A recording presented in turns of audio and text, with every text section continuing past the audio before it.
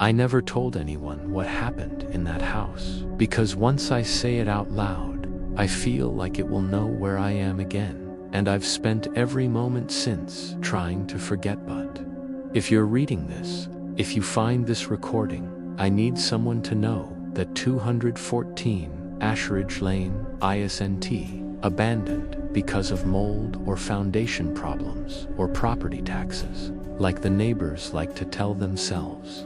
It's abandoned because it took something that can't be given back. And I was the last one to walk out alive, though I'm not sure I stayed whole. It started when I moved in a Launchbrent, 5 bedrooms, wood floors, good sunlight, a place too good to be true for someone like me, trying to restart after losing everything in a fire that should have taken me to. The realtor's smile was too wide when I signed, and she made me shake hands twice, like sealing a deal I didn't understand. The first week, I felt watched, not paranoid watched, like the walls were taking inventory of my habits, like something was silently learning the rhythm of my breath. At first, it was little things. Keys moved, lights flickered. My phone recorded strange sounds, wet, dragging, muffled knocking, static, whispering syllables that sounded like my name backward. I told myself it was an old house. That's what they do.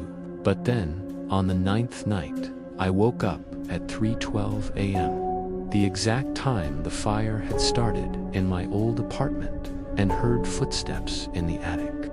I don't have an attic. There's no staircase, no hatch. The ceiling is flat. But I heard the boards groaning, heard something pacing directly above my bed, and then I heard breathing, wheezing, almost imitating mine. I froze, didn't move, didn't blink, and the breathing stopped until I exhaled. Then it exhaled too. The next day, I found a crack in the ceiling, a hairline split that hadn't been there before, and beneath it ash, not dust, ash. I called the landlord. No answer. I went to her office. It was boarded up. I checked the lease, no name, no signature but mine, and the phone number led to a disconnected line. I started losing time, hours at first, then days.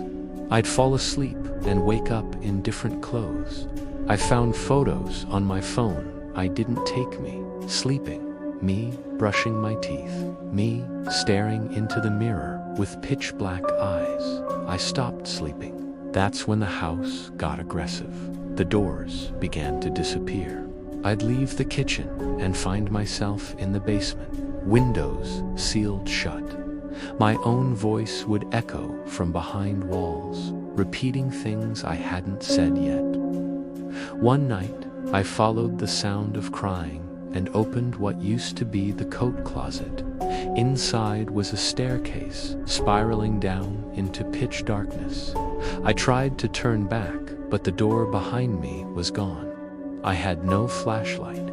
My phone battery drained in seconds. I descended 37 steps. I counted.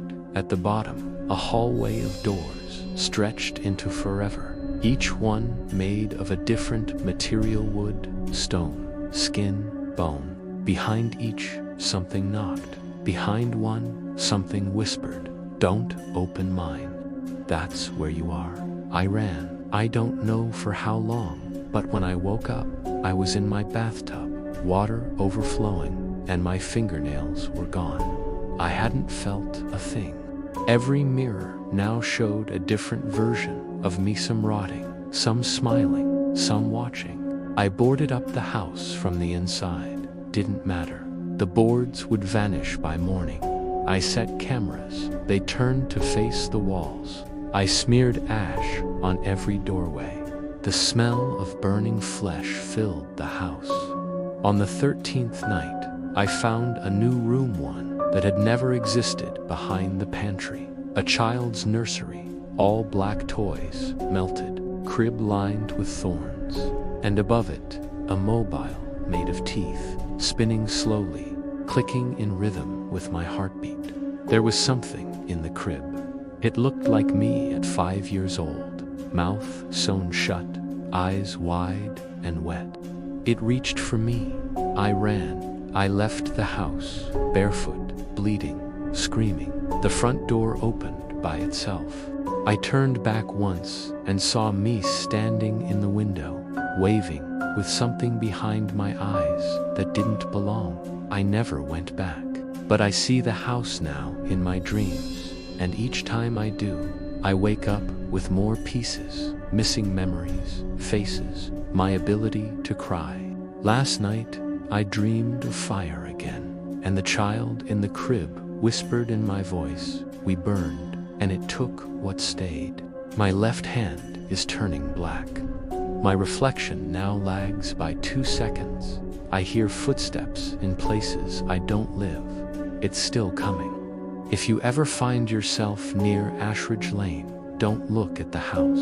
Don't go near the door. And if someone inside ever looks like